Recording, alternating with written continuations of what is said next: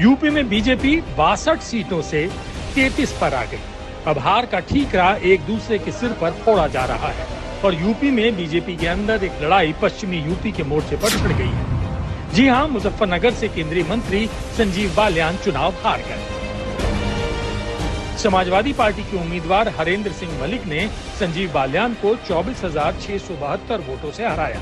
Samajwadi party के हरेंद्र सिंह मलिक को 4,70,721 vote मिले तो संजीव बालियान को 4,46,049 वोट मिले।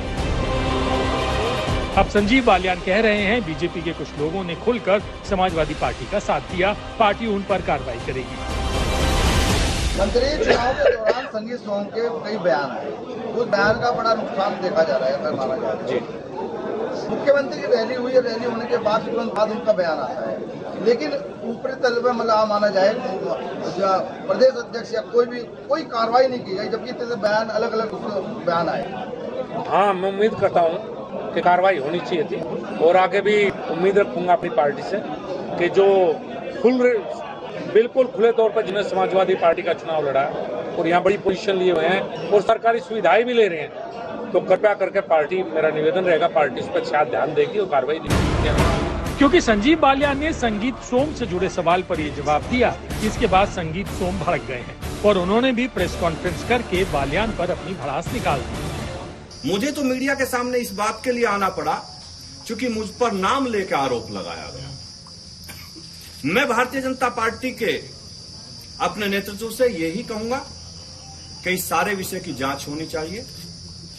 मैं भी 2022 में चुनाव हारा था।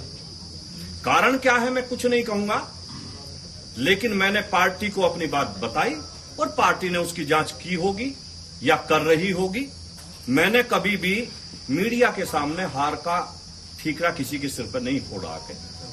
मैं संजीव बालियान जी को भी यही सलाह देना चाहता हूं कि पार्टी के कार्यकर्ता के तरीके से आप अपनी बात रखिए, पार्टी फोरम पर रखिए।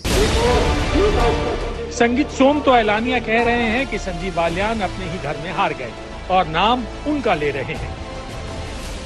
वो चरथावल जैसी विधानसभा में क्यों हारे?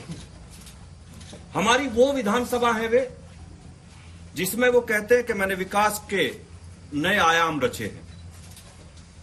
मुजफ्फरनगर विधानसभा हमारी ऐसी विधानसभा है भारतीय जनता पार्टी की, जिस विधानसभा को विपरीत परिस्थितियों में भी भारतीय जनता पार्टी 30 से 40 हजार वोटों के मार्जिन से जीतती है। लेकिन इस बार उस विधानसभा को भी हम 800 वोटों से जीते। खतौली विधानसभा हमारी ऐसी विधानसभा है जिसे 30 से 40 हजार मार्जिन से पार्टी जीतती है। हम उसे भी शायद 2000 वोटों से जीते। हम मुजफ्फरनगर की जो माननीय बालियान जी की हमारे भाई हैं, जो उनकी घर की विधानसभा है चरथावल और बुढ़ाना, ये उन्हीं दो विधानसभाओं पे हारे।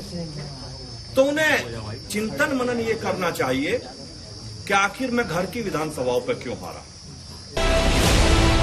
आपको बता दें कि पश्चिमी यूपी की 27 सीटों में से बीजेपी को 2019 में 19 सीटें मिली थी, तो 2024 में बीजेपी 13 सीटें ही जीत पाई, जबकि एसपी को 2019 में 4 सीटें मिली थी और 2024 में एसपी ने 10 सीटें जीती। और कांग्रेस का 2019 में खाता भी नहीं खुला था और इस बार उसने भी 1 सीट जीत ली, जबकि आरएलडी भी 2019 के मुकाबले 0 से 2 सीटों पर पहुंच गई। पश्चिमी यूपी में यह हाल बीजेपी का उस वक्त हुआ है जब बीजेपी और आरएलडी ने गठबंधन किया। अब 2 सीटें जीतकर जयंत चौधरी तो मंत्री बनने का मजा ले रहे हैं और मुजफ्फरनगर सीट पर हारे संजीव बालियान अपनी हार के अलग अलग कारण गिना रहे हैं। इस चुनाव में कमी कहाँ मान रहे हैं आप, कहाँ चूक हुई? मैंने अभी बताया था, मुस्लिम मतों का ध्रुवीकरण और हिंदू जातियों में बिखराव। हिंदुओं की वोटिंग परसेंटेज कम और मुस्लिम की वोटिंग परसेंटेज ज्यादा है। इस चुनाव में मुख्य रूप से हार का आधार रहा। अब संगीत सोम और संजीव बालियान के बीच एक जंग सी छिड़ी है, आरोपों की तलवारें तनी हुई हैं। आपको बता दें कि संगीत सोम बीजेपी के फायर ब्रांड और हिंदूवादी नेता माने जाते हैं। मेरठ की सरधना विधानसभा से विधायक रह चुके हैं और आज वो अपने ऊपर लगे आरोपों पर सफाई पेश कर रहे हैं।